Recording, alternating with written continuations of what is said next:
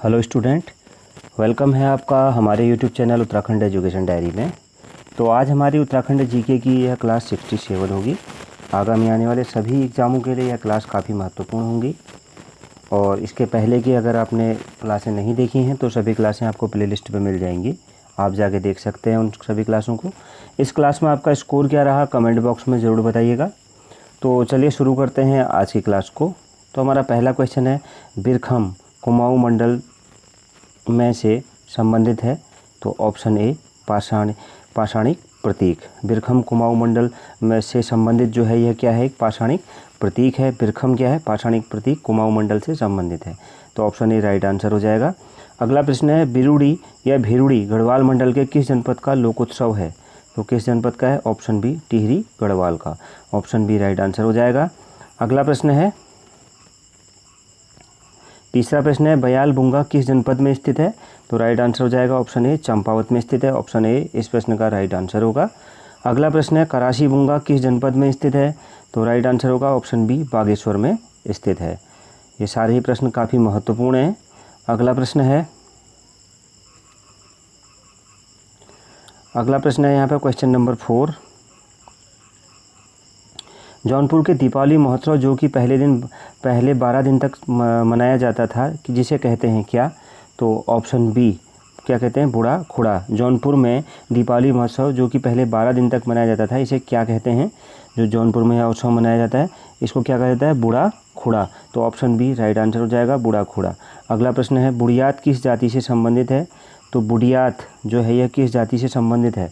तो right answer होगा option A Jaunsari जनजाति से। अगला प्रश्न है, धर्मगंगा व बालगंगा के संगम पर स्थित है क्या। तो ऑप्शन बी बूढ़ा केदार स्थित है। ऑप्शन बी इस प्रश्न का राइट आंसर होगा। अगला प्रश्न देखते हैं क्वेश्चन नंबर 8।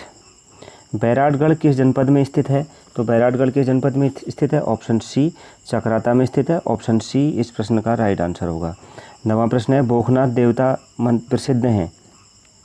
तो राइट आंसर होगा ए व बी दोनों, रवाई और भंडारसियों यहाँ पर। तो ऑप्शन डी इस प्रश्न का राइट आंसर होगा।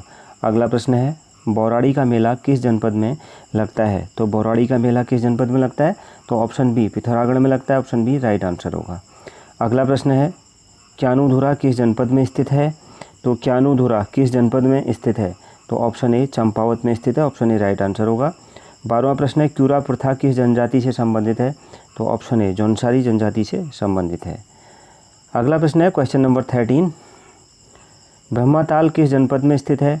तो यह किस जनपद में स्थित है। 13वां प्रश्न है, ऑप्शन ए यह चमोली में स्थित है। अगला प्रश्न देखते हैं क्वेश्चन नंबर 14। 14वां जो हमारा प्रश्न है यह है, थारू जनजाति में मृतक क्रियाकर्म करने वाले को क्या कहते हैं। तो मृतक क्रियाकर्म करने वाले को क्या कहते हैं थारू जनजाति में। जो मृतकों का क्रियाकर्म करता है इसको क्या कहते हैं। तो राइट आंसर क्या हो जाएगा, ऑप्शन डी पछरिया। क्या कहा जाता है इसको, पछरिया कहा जाता है। तो ऑप्शन पंछरिया, ऑप्शन डी इस प्रश्न का राइट आंसर होगा। 15वां प्रश्न है, पतौड़े पत्यूड़ किससे संबंधित हैं। पतौड़े या पत्यूड़ किससे संबंधित है, क्या है। ऑप्शन बी एक शाकात्मक व्यंजन है। ऑप्शन बी राइट आंसर होगा। अगला प्रश्न है, पनबार का अर्थ है क्या। तो पनबार जो है इसका अर्थ है क्या। तो इस प्रश्न का राइट आंसर हो जाएगा ऑप्शन सी जल का परहेज। ऑप्शन सी राइट आंसर हो जाएगा। अगला प्रश्न है क्वेश्चन नंबर 17, किन पौरवंशी वर्मन शासकों के ताम्र अभिलेखों से यह पता चलता है कि 6वीं-7वीं शताब्दी में पर्वताकार नाम की एक राज्य सत्ता अस्तित्व में आई थी जिसका केंद्र ब्रह्मपुर था। तो ऑप्शन डी ए व बी दोनों, धूतिवर्मन और विष्णुवर्मन। तो ऑप्शन डी राइट आंसर होगा। अगला प्रश्न है, काली कुमाऊं क्षेत्र की प्रशासनिक व्यवस्था को चलाने के लिए 16 सामंतों 12 अधिकारियों की नियुक्ति की जाती है जिसे क्या कहते हैं। क्या कहते हैं। तो ऑप्शन डी उपरोक्त सभी। ऑप्शन डी राइट आंसर होगा। अगला प्रश्न है, परोण किससे संबंधित है। तो यहाँ पर परोण किससे संबंधित है। तो इस प्रश्न का राइट आंसर क्या हो जाएगा, ऑप्शन सी सपिंडी परिवार से। परोण किससे संबंधित है, सपिंडी परिवार से। ऑप्शन सी इस प्रश्न का राइट आंसर होगा। 20वां प्रश्न है, प्रतापनगर की स्थापना राजा प्रताप शाह ने किस वर्ष की थी। तो किस वर्ष की थी। ऑप्शन बी 1877 में की थी। ऑप्शन बी इस प्रश्न का राइट आंसर होगा। अगला प्रश्न देखते हैं। अगला प्रश्न है, दो शरिकाओं के संगम को क्या कहा जाता है। तो दो शरिकाओं के संगम को क्या कहा जाता है। Option D Prayag. Option D इस प्रश्न का राइट आंसर होगा। अगला प्रश्न है, अलकनंदा प्लस खांडव गंगा के संगम पर कौन सा प्रयाग है? तो कौन सा है? ऑप्शन डी शिवप्रयाग है, ऑप्शन डी राइट आंसर होगा। अगला प्रश्न देखते हैं। अगला प्रश्न है क्वेश्चन नंबर 23, भागीरथी भिलंगना के संगम पर कौन सा प्रयाग स्थित है? तो option C Ganesh Prayag, option C right answer होगा। 24वां प्रश्न है, मंदाकिनी सोनगंगा के संगम पर स्थित है क्या? ऑप्शन बी सोन प्रयाग स्थित है, ऑप्शन बी राइट आंसर हो जाएगा। अगला प्रश्न है question number 25, Alaknanda plus Khondwa के संगम पर स्थित है क्या? Option A Khondav Prayag, option A right answer हो जाएगा। अगला प्रश्न देखते हैं। अगला प्रश्न है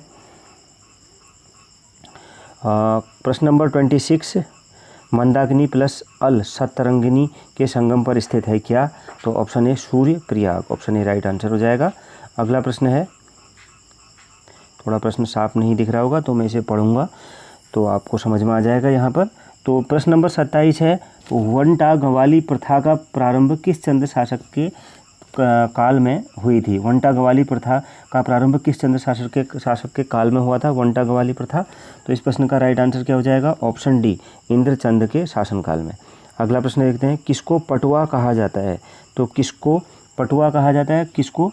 तो इस प्रश्न का राइट आंसर हो जाएगा ऑप्शन ए रेशम व्यापारी को पटुआ कहा जाता है। अगला प्रश्न है, पाठ सियामो किससे संबंधित है? तो पाठ सियामो किससे संबंधित है? इस प्रश्न का राइट आंसर होगा ऑप्शन सी एक वैवाहिक परंपरा है।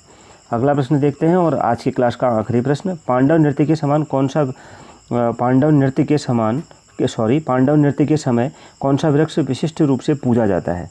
तो ऑप्शन डी शहतूत, ऑप्शन डी राइट आंसर हो जाएगा। तो ये थी हमारी आज की क्लास। इस क्लास में आपका स्कोर क्या रहा कमेंट बॉक्स में ज़रूर बताइएगा।